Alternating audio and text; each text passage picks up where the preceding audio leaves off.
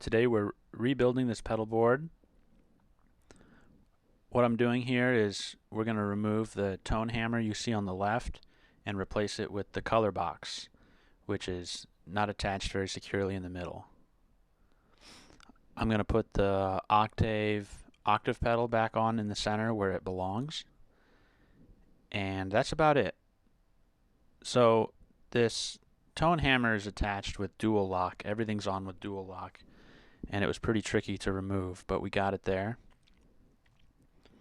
Now what I'm doing here is I'm lining up a new piece of dual lock with the old piece, and then I can fit the new piece to the bottom of the color box without having to remove all of the dual lock, and because it's a pain in the butt to scrape off this pedal board. So that's what's going on here. Okay, so now we're kind of lining up the pedal to make sure that it's going to fit.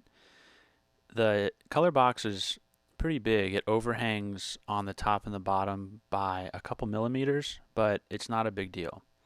I'm trying to get the power cable to reach. I don't think it's going to reach right now, so what I'm going to do is attach the dual lock to the dual lock, and then I'm going to stick the pedal onto it, which will make it easier to attach the pedal and wire it up properly. Now, one thing I want to talk about is how I came to come up with this board design. This is the second time that I've used a board with this setup, which is tuner, octave pedal, and preamp.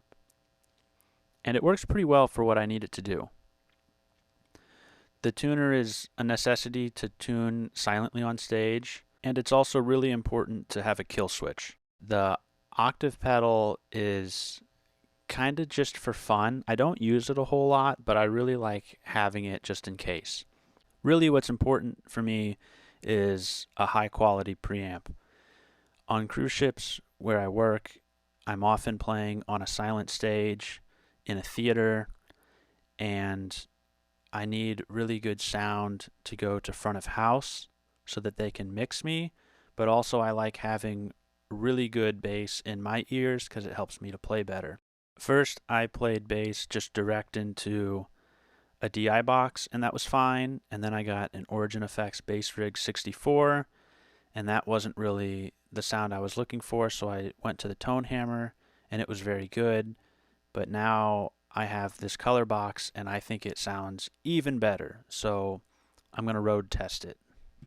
Now, in my head, I think the perfect board would be an HX Stomp and the color box together, but I've never used an HX Stomp, and it seems kind of daunting to learn, but it would be very nice to have a multi-effects unit with a lot of good chorus and delay for the 80s music that I play, because there's a lot of it, but it's just not going to happen for this contract, and that's okay.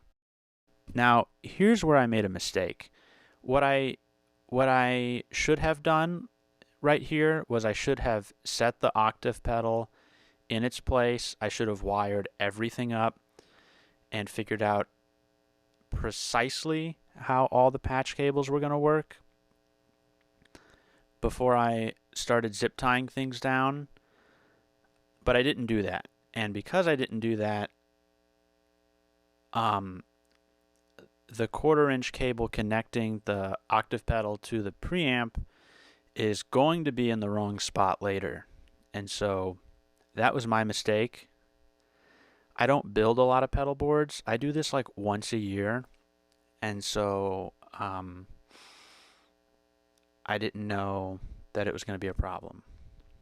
Anyway, no big deal.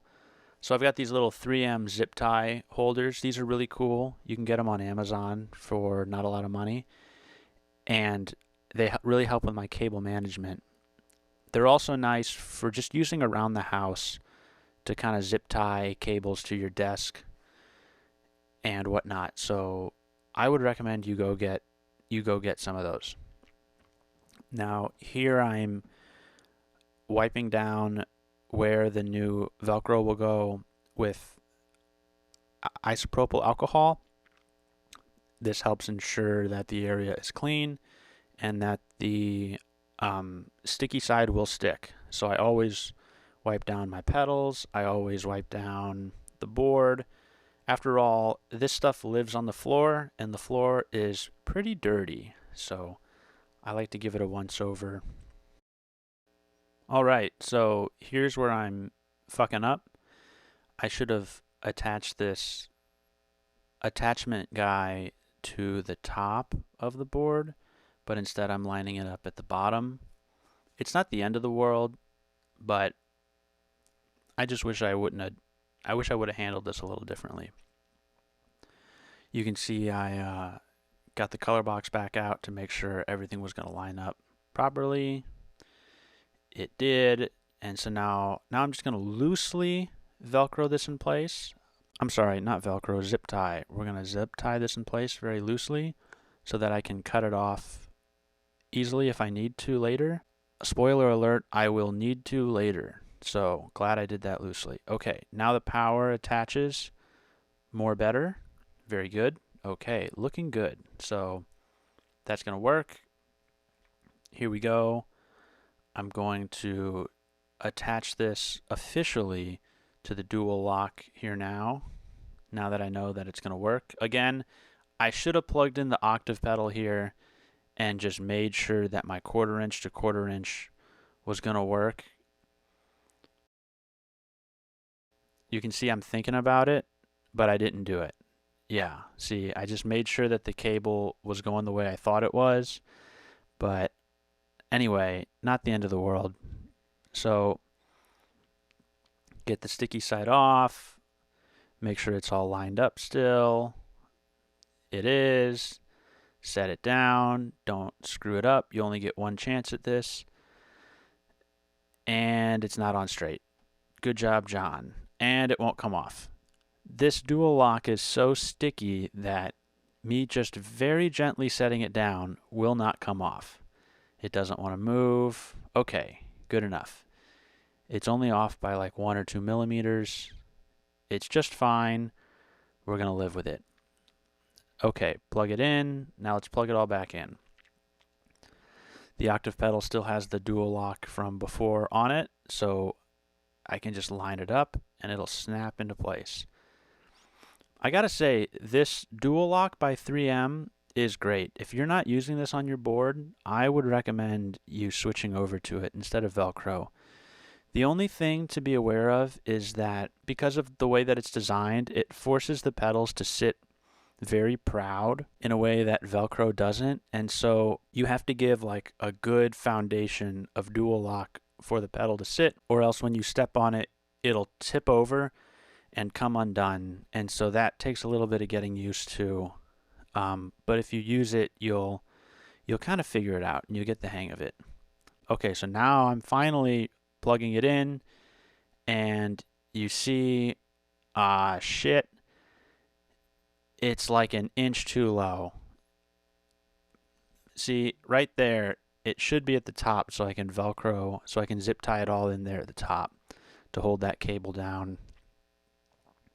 Pooey. I'm thinking about tearing it all apart here and doing it over again so it's right, but I've taken these 3M, these black squares off before, and it's more trouble than it's worth getting them off. They just don't come off easily. I'm going to destroy my razor in the process. I got to clean it. It's going to add 20 minutes to this build. It's not all that serious. So what I'm going to do instead is just cut this zip tie and put a new zip tie in that holds the cable and the zip tie together. And it's just going to keep that 1/4 inch kind of down out of my way. And I can get back to work. No problem here. So that's what's going on here. I'm just going to take this zip tie off and redo it with this new patch cable here, and I'll be back in business. No problem, just a small snafu. So the reason I'm switching from the tone hammer to the color box is very simple. I think the color box sounds better. The color box to me, it just sounds like studio bass guitar. And the tone hammer is also a very good DI, but it has a little bit of compression that I don't always like, and um, I just am ready for something a little different. So I got this guy, and I think it sounds excellent. It's a Neve 1073 style preamp, and I just love those Neve records. And on this contract, I'm playing a lot of that music, a lot of Tom Petty, Guns N' Roses, Rick Springfield, all records that were made on Neve consoles at Sound City Studios. And so, what better piece of equipment than a Neve clone? All right, so that's the board. This is kind of what I'll be playing for the next 7 months. I think it looks good. Um, Good to have it done, and let's see how it performs. Well, thanks for joining me. If you've made it this far, subscribe to my channel. I'll be posting more videos over the 7 or 8 months to come, showing my time on contract, and you can see kind of what life is like as a cruise ship musician. You'll be able to see this board in use. I'll give you an update. So, yeah, thanks again for watching. I hope you enjoyed, and see you around. Peace.